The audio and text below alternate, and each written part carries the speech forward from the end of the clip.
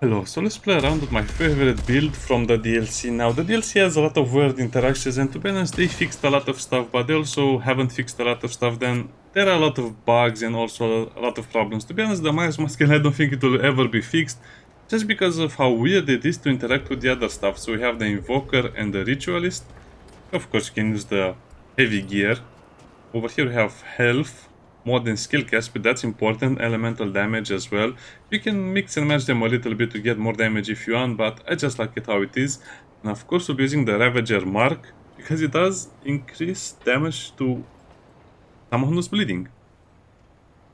And the bonus will be increased to 30% to targets with 50 or lower health, 50% or lower health, which would be a massive boost. And as you can see, we're using the Burden of the Destroyer plus the Shadow of Misery, because it also increases the damage of a lot of other things. Now, sadly, the Heat Wave again, it's one of those skills or one of those modes that has weird interactions. Some apply, some don't apply. To 465, this will apply to it.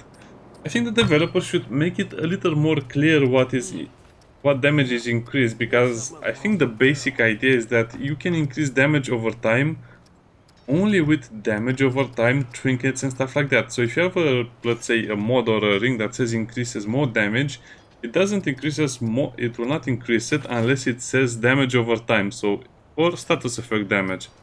I think that's a major problem. Of course you have the Ring of Omens, and over here we have one of the new rings, is the Black Spinner.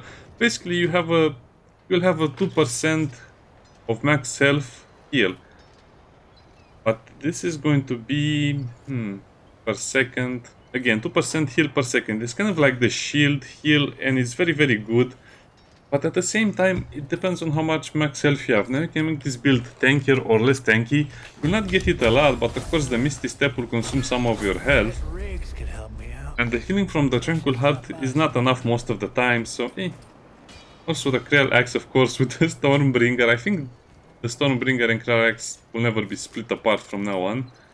Over here we have the Creeping Mist. So we have the Misty Dodge, the Misty Step, and the Creeping Mist.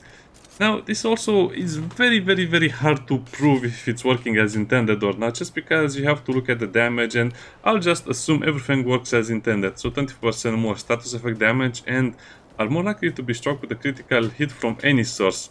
I'll just assume we'll crit a lot more with the damage over time as well. The Twisting Wounds, of course, over here, they have nerfed the Twisting Wound to the point where it's kind of bad, almost not worth using. And over here I went for the Heat Wave. Now again, there are probably much better options for damage over time, like of course the Firestorm and some of the other stuff. Yeah, it's hard to make a new build when the old stuff is still overpowered, because they don't want to nerf certain things, but they want to nerf other things. Now you can also use a lot of other stuff. For example, you can just replace it with the Flying Bomb Trap, but what I noticed is that the Flying Bomb Trap actually has a very low rate of fire and range. What does that mean? Well, that means it will only attack enemies that are close to it, while this one will attack everything that it's near you, and the damage is per second, so that's 65 damage per second. So that's a lot of damage that you don't have to do anything. Now, also there are much better options for the Spellweaver, for the Mutator, but to be honest, I'll just leave it as it is. It says it increases mod damage and mod generation, but since this weapon doesn't have mod damage, it has mod status damage, it doesn't increase the damage from what I tested. But I just like the cooldown, so every time you use it you get less cooldown, you have a faster cooldown on your item. So yeah, you can definitely use something else over here, but at the same time nothing is really worth using, because nothing will really help you in this situation. Better Wounds and some other stuff will help as well, but don't worry about it. So let's do some testing. Now this is also super easy to use, because you just activate this, and then basically you're using 4 skills only.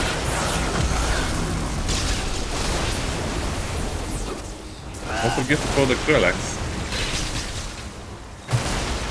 And if you're wondering what type of damage that is, well, good luck figuring out.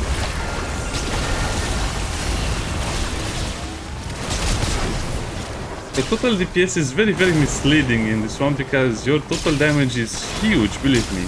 Let's test it out. The hardest part about the build is to not get greedy. So use the... Okay. Apply the skills. think I got hit. Huh.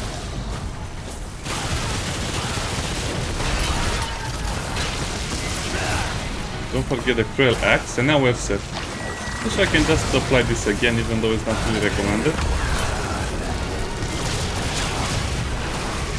As you can see, it's a regenerator with party, so it's kind of like the most resistance it can be against this type of stuff without being elemental resist.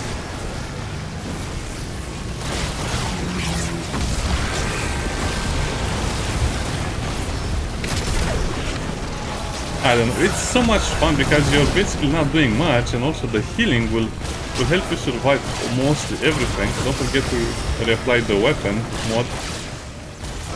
And then it runs away, so yeah. 50% of it's self-gun and I'm just wasting time. Also the enemies, the AI, everything around the boss will die so fast it will not even have a chance to look at you.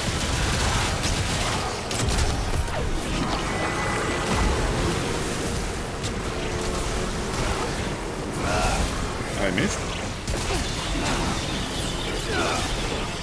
But I also like this build because of the extreme survival build I'm getting. Yeah, you'll die very fast if you get hit a couple of times, but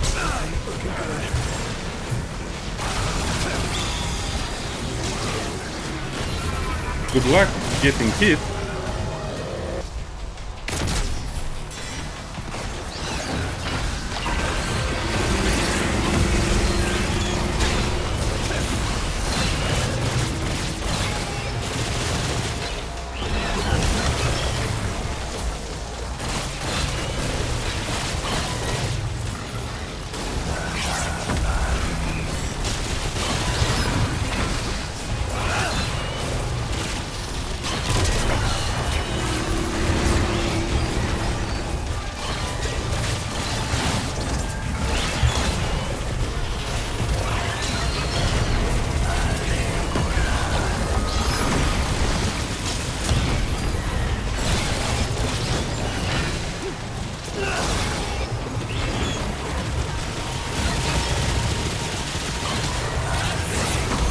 Wow, this is a very fun boss fight, mostly because I'm not really doing much. I'm just trying to avoid his hits and then reapplying the stuff.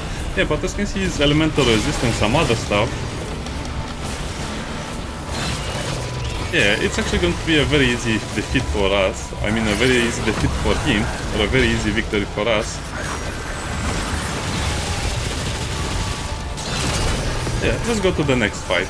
Also, you can just misty step the things, you don't have to destroy them, but they will hit you a couple of times.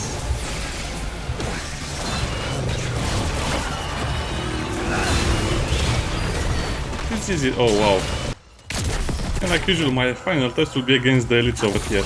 Now, I did change my build a little bit. I changed one of the mutators on the main guns because it was not really working as intended. Basically, you just have to do some dodging until they all die. Wow, that was a lot of FPS drops. Yeah, the lightning from the skill does so much damage, is the best. Now, yeah, I changed this to the fetid wounds just because, I don't know, I was not getting enough utility out of that one. So yeah, it's going to be a nice boost to the crit, 15%. Plus the corrosive damage, plus the reapply corrosive damage will also help with our healing. I don't know, it's just all around a very, very good and fun build. And to be honest, it's what the game is lacking mostly. You don't have a lot of defensive builds, or you have builds that are defensive, but you don't have enough time to deal the damage. So with this build you have enough time to deal the damage, dodge, you don't even have to use your relics, to be honest, 0 relics used.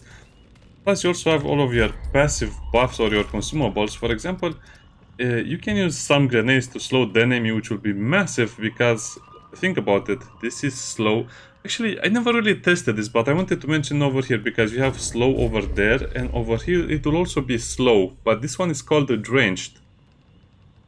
So it might actually stack with the slow, so you'll have 2 slows, not to mention the other one that you can get from some of the other mods. I guess for PvE purposes or for normal farming you can get a lot of utility, like the time weave and some other stuff. You can get a lot more utility out of it to the point where the whole game becomes too easy, and I think that's one of the problems with the current builds. They will get nerfed and Yeah, the Invoker is definitely overpowered, especially because you can create so many other things with your consumables. You can also get this one over here, the Fairy Needle, to get more mod power or healing over time with the Bloodroot and so on. So yeah, many opportunities, many possibilities, but this is probably the easiest way to farm in Apocalypse, just because the damage is dealt regardless of what you're doing, and you're basically out of the map for most of the fight, meaning you'll always be misty stepping around to the point where you don't really have a chance to get hit. Also, I forgot to say, but as you can see, Amplitude is very useful over here with, of course, Fitness. Amplitude and Fitness will be the main ones that you'll be using. The rest of the stuff is basically the same always. Anyway, see you next time. Bye bye.